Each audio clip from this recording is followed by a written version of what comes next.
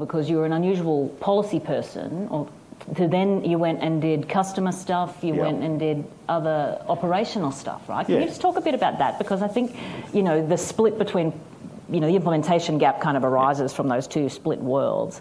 I think you took the time to get the 360-degree view. Yeah. And again, the other thing that I have always valued about working in the Queensland public sector is you have that opportunity. And, again, in sort of the style, if you call it that, of my career of looking at things that look interesting and saying, how about we go and do some of that?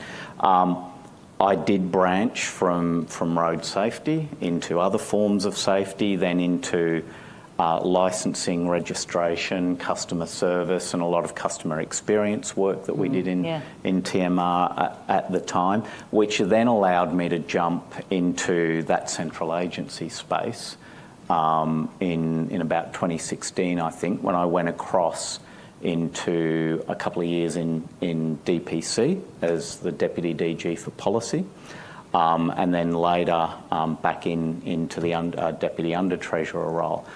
And certainly what I picked up, from those central agency roles is that much broader understanding of what I would call the spider web of the issues that we deal with in government.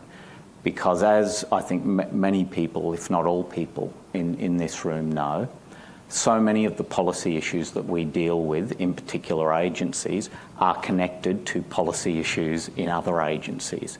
And to some degree, a number of us that are working in quite different spaces on the surface of it are actually working on exactly the same thing.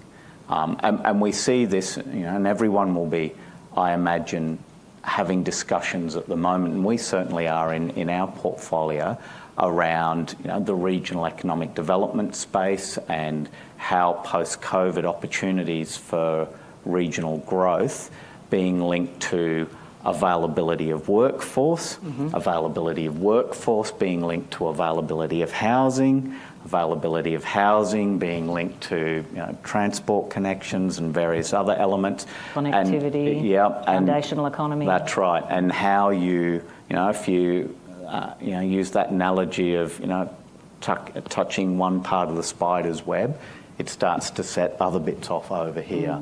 And so that central agency experience, and for anyone who is interested in that, and I think when we come to talk about capability, one of the things that I think there is opportunity for not just Queensland, but for a number of public sectors to do that mobility opportunity of how we work our staff in and out of central agencies.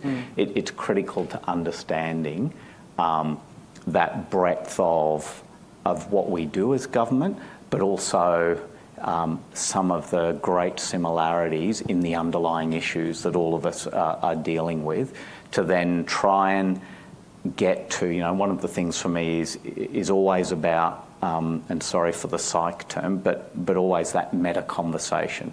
So when you're running into policy problems, it's asking, well, what's underlying it? What's the conversation about the conversation that we need to be having? And so that central agency time taught me that.